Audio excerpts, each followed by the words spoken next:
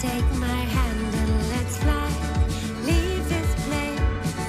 No time for looking back, 'cause by the time we reach the sky, we will be drifting in seas of sunshine. Vienna has been named the most livable city in the world 5 times. Behind the palaces and opulent gardens is a city designed for its inhabitants. Green spaces, lively culture, and efficient public transport. But a huge contributing factor to this city's success is its social housing system. It's known as a renter's utopia because being a tenant here is secure and affordable. The majority spend no more than 1/3 of their income on housing, leaving the rest to spend on quality of life. So, what can Australia learn from Europe's largest landlord?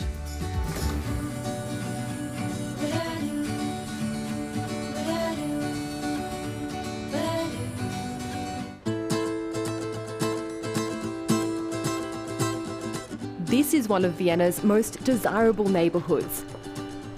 Nestled amongst the Baroque apartment buildings is a public housing block known as Gemeindebau. Hello, it's Jen. I'm meeting a young couple who live here, thanks to an affordable housing scheme that allows people under 30 to access social housing. Hi, I'm Jen. Hey, Max. Nice to meet you. Thanks for having me. Come in. Thank you. This is my partner, Lisa. Hi, Lisa. Jen, nice to meet you. Yeah, this is our home. Wow, it's beautiful. It's such a big living room. Yeah, that's, I think, one of the main features. Let me show you around a bit. Here is our kitchen, connected to the living room. It's quite roomy as well. Yeah. Got lots of space. So for the kitchen, you have to bring This apartment is owned by the city of Vienna. Rent is capped and controlled by the government. There are no ongoing income checks, and they can decorate the apartment however they like.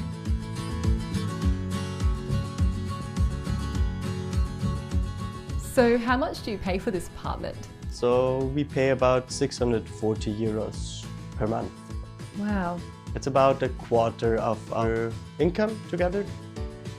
An Australian earning $70,000 per year would need to spend 52% of their income to meet the national median rent on an apartment. For a similar apartment in private housing, I would maybe pay double almost. And having low rent, what does that leave you to spend the rest of your money on? Gives you freedom of mind. Of course, most importantly, to not have to worry where to come up with the money for rent or being evicted. But next to that, of course, it leaves more money to spend on the things that are important. For me personally, it's traveling, it's meeting people. And how long can you stay here for? However long I wanted to, theoretically. So the apartment, the leases are without any term limits. And then there's even ways to give the lease to your immediate family if you wanted to and they're eligible. In Vienna, approximately 50% of the population live in some form of social housing, either government-owned or government-subsidised. Whereas in Australia, just 4% live in social housing, with an additional 1.4 million households receiving Commonwealth rent assistance. Here, Gemeindebau are spread all across the city. Some are even tourist attractions. Welcome to the Karl-Marx-Hof. Thank you. This is the main square we're moving in now. This is the very famous facade of the complex. Wow, it's enormous. How big is it? As a whole, it spans across 1.2 kilometers in length, so it's the longest consecutive housing complex in the world. Max isn't just a tenant of social housing. He's also an urban planner and historian. So this is the washing saloon, the building where the museum is in. We have our little museum inside the second floor. Great. You work here? Yeah, I work here. After World War I, Vienna was in the grips of a housing crisis due to a population boom. Many thousands lived in overcrowded slums, a hotbed for tuberculosis. Not even 10% of the apartment met the minimum requirement for prison cells. Wow. Often people kind of lived like criminals. To fix the crisis, the Social Democratic government pledged 65,000 new apartments, funded by a 1% construction tax and taxes on luxuries like automobiles and horse racing. There's also a tax on champagne. Yeah. The era became known as Red Vienna. We're inside one of the so-called garden squares of Karl Marx. You can see about half of the apartments have those 10 square meters, very grand balconies. It's very grand. Yeah. So for the working class people, especially back then, it must have been unbelievable to be shown one of those apartments in those complexes and then kind of having explained to them that could be rented at a fraction of the cost of the apartment that they would live in before. Oh yeah, it's unique having a balcony. The cost of rent for public housing is set by government legislation. The current base rate is 6.67 euros per square metre per month. Private rentals are between 12 to 22 euros per square metre, depending on the location. And what's it like for people who live here now? Are they proud to live in Karl Marxhof? I think it varies a bit. Some people kind of live here very proudly, they know of the history. Some people often are very surprised by seeing us giving tours for 30 to 40 people. They're like wondering why so many people kind of come to their houses. But nowadays, for the last 10 years with this Young Viennese program, so a lot of young people now moving in, kind of also changed the image, I think, of social housing. So now I think it got a kind of certain cool feeling to it often in younger circles. There's more than 1,200 apartments in this complex, all owned and managed by government agency Vienna. How many people live here in Vienna in social housing? So actually, of the 2 million inhabitants that we have in Vienna, over half are living in affordable apartments. We have, on the one hand, the municipal sector that consists of 220,000 apartments that belong to the city of Vienna. And then, on the other hand, we have the subsidized sector with approximately 200,000 subsidized apartments, which are built with city subsidies. To be eligible for both types of social housing, a person must be over 18, an Austrian citizen or have equivalent status, have lived in Vienna for 2 years, and their income must be under a certain threshold. For 2026, the monthly net income limit is 4,377 euros. That's around 52,000 euros per year or 85,000 Australian dollars. And this is quite high when we take into account that almost 80% of the Viennese earn less, which means they are eligible to enter this segment. The income threshold is checked only once and then never again, and we do that for a reason, because we want to create stable communities that get to know each other, that know each other for generations, where people live in the same place for a long time and know their neighbors. And also we take care of the social mix. So having people with different backgrounds, earning different wages, living side by side, and all of these aspects taken together contribute to the fact that we have a very high living quality in Vienna.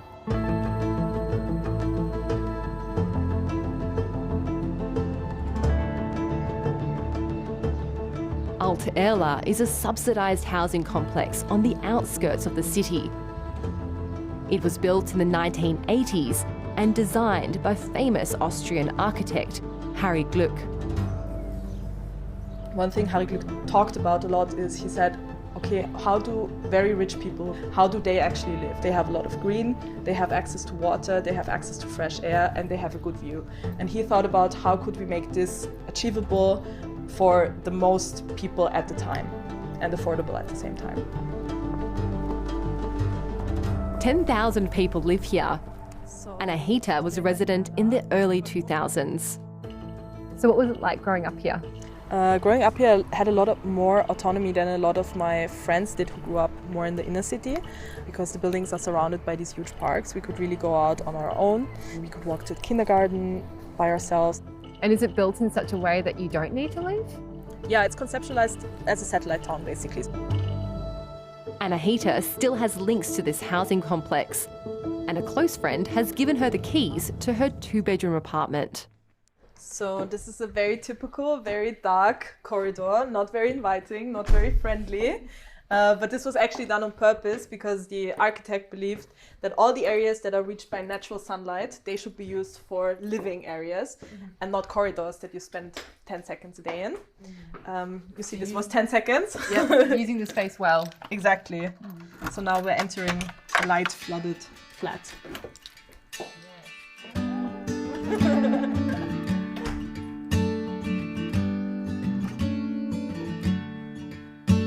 So this was built in the 70s and 80s. Yes. But I feel like in general it aged very, very well. You have a lot of natural light coming in. The ceilings are quite low because they're really optimized for living space. They wanted to have as many flats as possible on top of each other.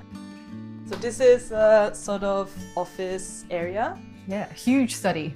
Yes, it's very big. So originally, I don't think it was intended as a study, but you can tell that the floor plan is very flexible. So people, the ways of living have adapted, and that Erla is really flexible enough so that you could adapt your way of living. And people use these spaces in all sorts of different ways now. They rip out walls, they turn dining rooms into studies, and it works perfectly well. So this is the balcony. Such a nice green and outdoor space. Yes, 100%. It feels like a garden. You have a lot of other people on top of you, below you, right and left, but you don't see them and you don't feel them. Instead, if you look out the window or out your balcony, the next house is very far away. Even if you see someone else standing on another balcony, you will not be able to see their face.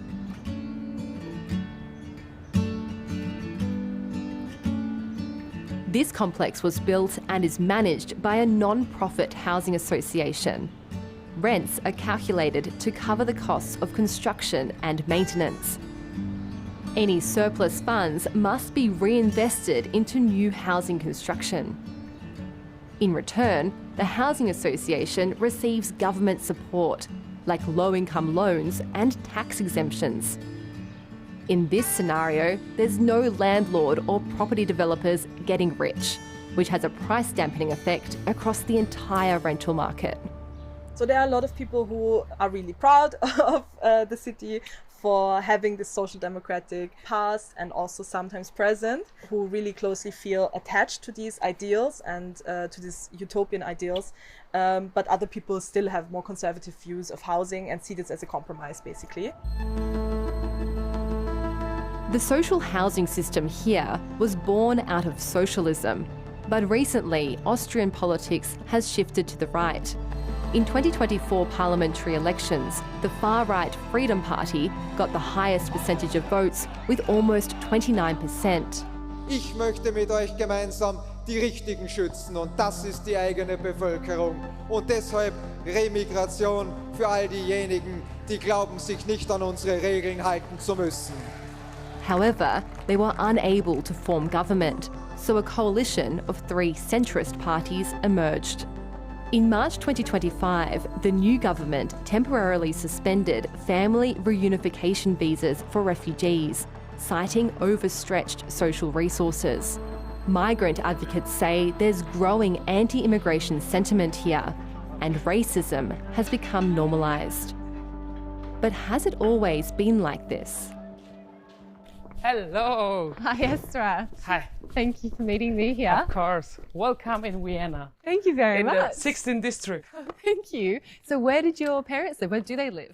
Here, I was 20 years here from 10 until 31. I also lived with my parents a long time. Yeah. So I was 21 years in this Gemeindebau. I grew up here. Esra Osman is the daughter of Turkish migrants. She remembers the excitement and gratitude her family felt when they first moved into this social housing complex. But she didn't feel completely at home here. The energy between the people who lives here was not always good. The neighbors was not so nice, they don't say hi. Also my grandfather say also you must to be always thankful to the Austrian people, thankful that you can live here, thankful that you can have the flat. And one time I say, hey, I was grown up here, it's also my city, I have the Austrian citizens. I was grown up here, I go to the school here, I make my doctorate here, so I'm Austrian. Has the rise in far-right ideology impacted you? Yes, of course. In my, for 10 years, it was right, to go in the right side was shaming. you know. The people don't say it. They say, yeah, okay, we hate them, but psh. So, and now they say it. Women with hijabi, they get it really the mostest racism get the woman with hijabi. For 1 year, I go with my mother on the Mariferstraße, and so some guy who looks like a Nazi. Was heißt spucken? I spit. I speak to my mom's face and go, and nobody says something. So this is happening also. We must also speak about this experience. I think it's really important.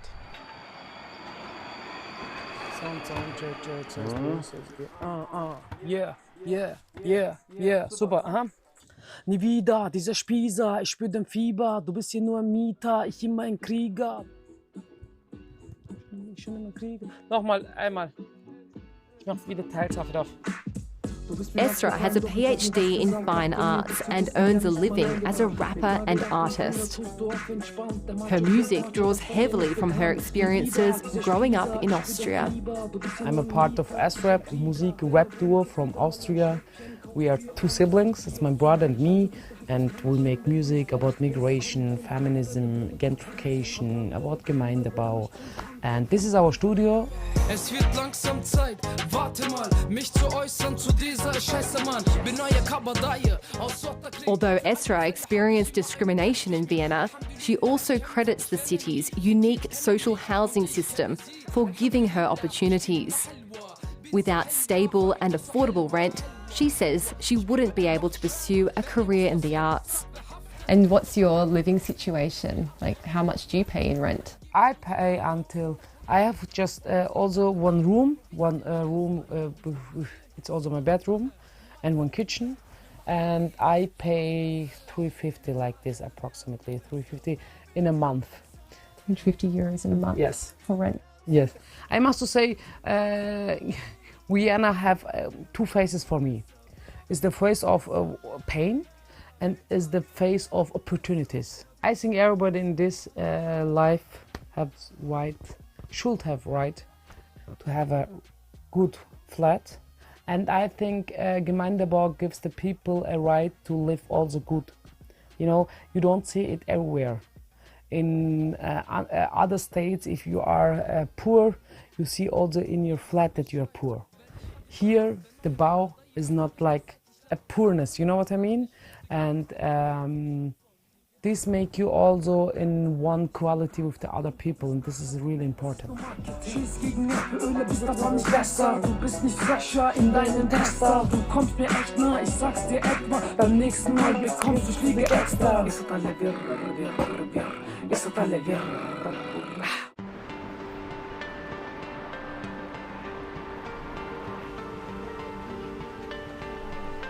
The purpose of social housing is to eradicate poverty and inequality, but there are still people here in Vienna falling through the cracks.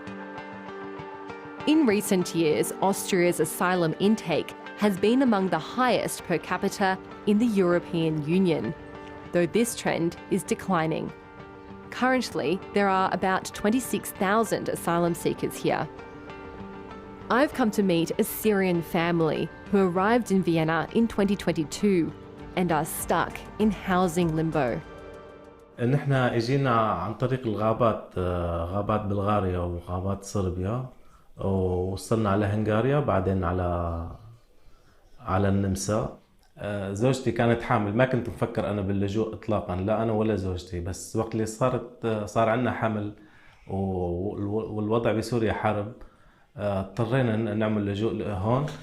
A journalist in Syria, Sam says he was under pressure to join Bashar al-Assad's military forces and decided to leave out of fear. نحن حصلنا إقامة سنوية، يعني هاي حماية مؤقتة، بس قال لنا إنه بفيينا راح يكون أمور السكن صعبة كتير، وبالفعل إجينا لهون قعدنا عند أصدقاء لنا موجودين بالشقة، هن أصلا من سوريا، قعدنا عندهم ببيت صغير هو عبارة عن غرفة واحدة. When the friends could no longer accommodate them, Sam and his family ended up homeless.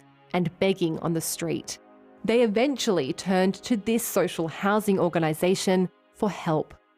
Utbok offers accommodation for asylum seekers and assists with the legal process for their residency claims. Wir bieten Unterkünfte in Form von Einzelzimmer oder wir haben auch Wohnungen für Familien. Die Wohnungen sind in ganz Wien. Manager Shireen Berens-Basher says Vienna's world-famous social housing system is little help to her clients. Für mich ist es so schwach, weil damit jemand einen Anspruch auf eine Gemeindewohnung haben, darf er nur Asylberechtigter sein. Das heißt, das muss jemand sein, der Asyl erhalten hat. So, die sind angewiesen auf diesen Privatmarkt. Und da leiden sie sehr. Die Menschen brauchen Kautionen zu zahlen und in den meisten Fällen ist das sehr hoch. Und wenn sie aus Afrika kommen, wenn sie dunkel sind, wenn sie schwarz sind, haben sie keine Chance. Praktisch keine Chance. But even with asylum status, Shireen says people can get stuck in the queue for social housing for years. Without regular income checks, some people hold on to their apartments for decades, including those who've had significant increases in their income. Es ist natürlich nicht gerecht, weil andere brauchen das Nötige oder haben das Notwendige.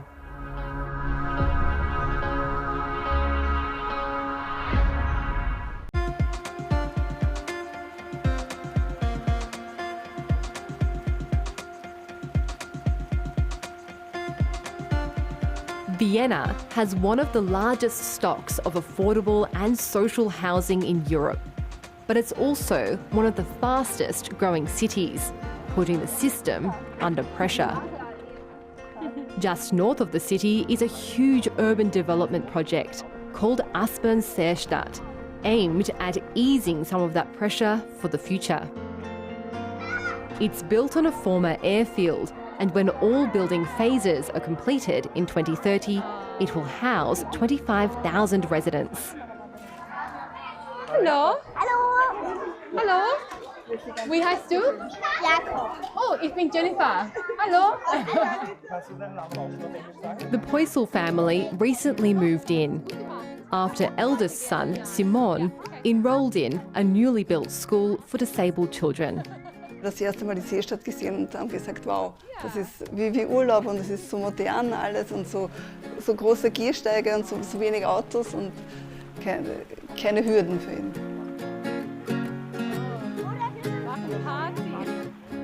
This entire satellite town was designed with consideration for families, safety and quality of life. There's a beach and a swimming pond, express public transport links to downtown Vienna, and all amenities are within walking distance, including the ice cream parlour. So, was ist dein Lieblingsgeschmack?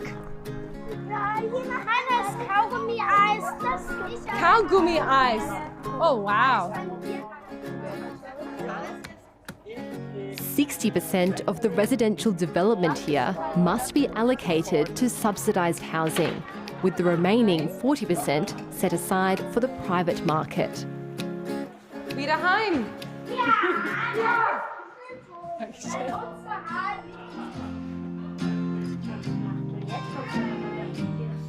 The Poisels' 3-bedroom apartment is in a cooperative building.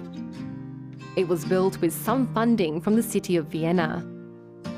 The housing association that built it can only make a limited profit. The Poisels made a deposit up front.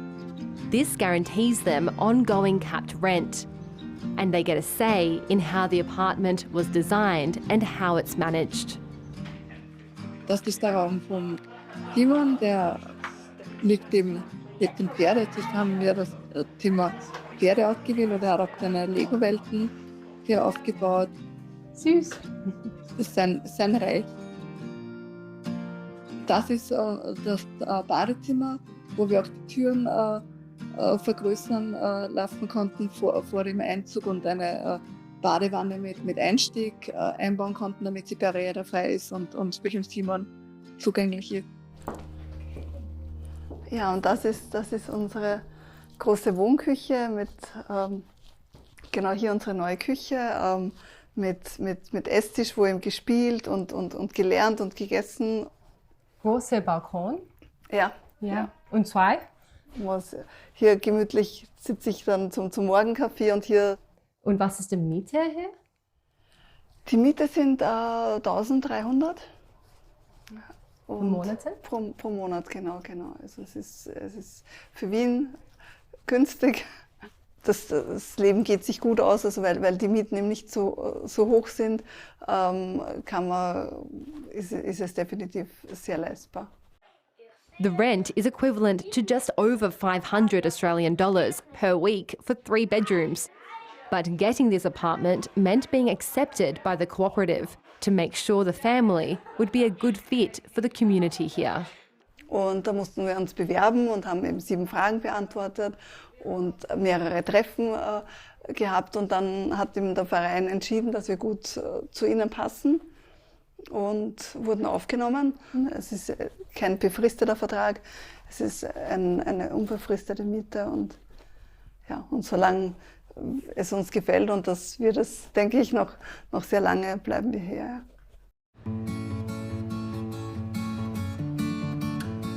The Australian government has created a $10 billion housing fund, which includes 20,000 new social homes and 10,000 new affordable homes as part of its housing agenda. But will initiatives like this be enough to fix the housing crisis? Or should Australia be looking at a major housing shift, just like Vienna did over 100 years ago? Things looked very different at the beginning of the 20th century when Vienna was facing a housing crisis. And housing was already back then seen as a basic right and not a commodity. And this is something that we still keep up to this day, where we want to provide affordable homes, knowing that they not only benefit the people who live in those affordable apartments, but also society at large. I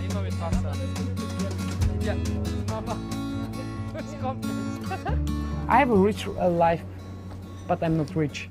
I say this always. I have really everything. I don't have a lot of money, but I have everything.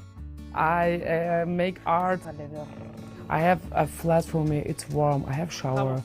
I can eat everything what I want, and I will eat also everything what I want. Yeah, it's not crazy a lot. There are always people who have more, but alhamdulillah we have enough. Really good falafel with hummus. You must come to Vienna to eat this falafel.